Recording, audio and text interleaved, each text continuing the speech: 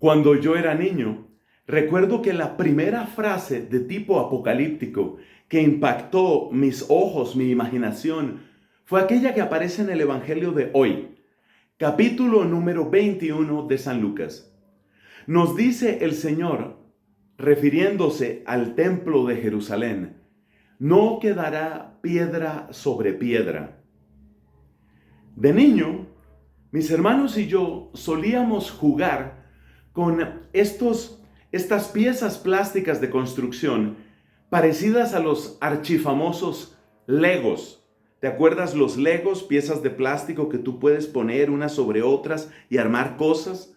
En mi caso y en el de mis hermanos, existía un juego diferente, también con piezas plásticas, que nosotros conocíamos como el Estralandia. De ahí puedes deducir un poco mi edad. Nosotros jugábamos con el Estralandia. Y por supuesto, uno de niño se deleitaba pudiendo construir distintas cosas con esas piezas.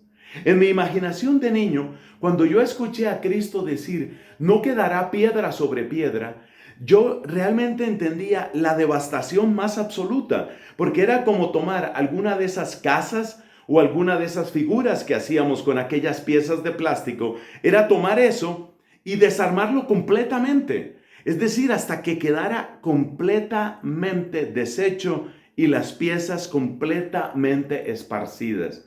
Es una imagen muy fuerte para un niño que gustaba de jugar con esas piezas de plástico. Pero luego, pasando los años, me he puesto a pensar en lo que significa esa imagen que utiliza el Señor. Y ya entonces, con otros recursos, mi pensamiento también va a otras partes. Por ejemplo, recuerdo el pensamiento de Aristóteles sobre la materia y la forma. Porque si miras las piezas plásticas aquellos Legos o aquel Estralandia, lo que tú haces es tomar algo y darle una estructura. Eso que tú tomas, vamos a llamarlo materia, y esa estructura, esa figura, esa configuración que tú le das, vamos a llamarlo forma. Como profesor muchas veces he tenido que hablar sobre este pensamiento de Aristóteles asumido radicalmente por Santo Tomás de Aquino, el tema de la materia y la forma. La materia, por dar una aproximación, serían como las piezas de ese juego y la forma sería la estructura que tú creas con esas piezas. Bueno, eso parece muy sencillo, pero si en ese lenguaje aristotélico vamos a tomar las palabras de Jesucristo, cuando Él dice que no va a quedar piedra sobre piedra, lo que está diciendo es que toda estructura va a ser derrotada. Y entonces las palabras del Señor ya tienen una connotación más profunda en mi mente. Definitivamente ya no soy un niño. Y ahora lo que yo pienso cuando escucho estas palabras del Señor es la renovación radical de las estructuras. ¿Qué estructuras? Bueno, de esto nos hablaba, por ejemplo, el Papa San Juan Pablo II, cuando en su documento Reconciliación y Penitencia nos decía que existen estructuras de pecado. ¿Qué es una estructura de pecado? Es como un modo estable de relación humana que prácticamente empuja, que casi obliga a cometer el pecado. Piensa, por ejemplo, en lo que sucede en algunos países donde es un requisito, es en la práctica un requisito para los médicos el realizar abortos.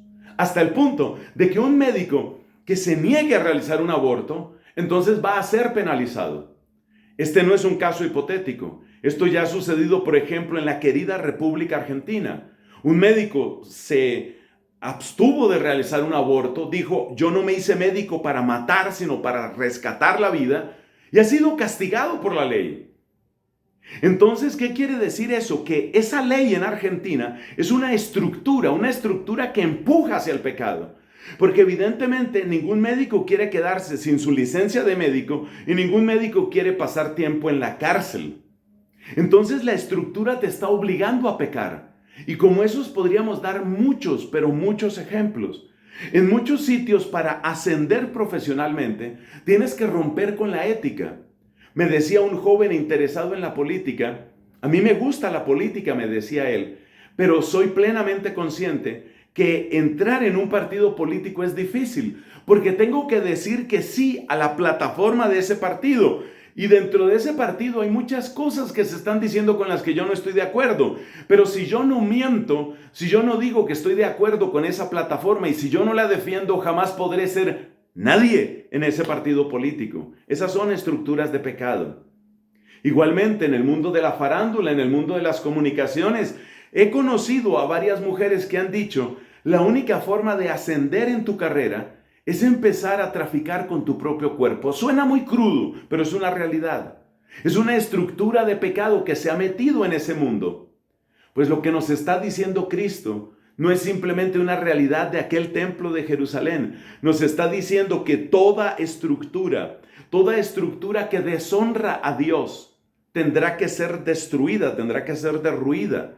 Es algo así como volver a empezar, como dijo el profeta Isaías y como canta el libro del Apocalipsis. Ahora, dice Dios, hago nuevas todas las cosas.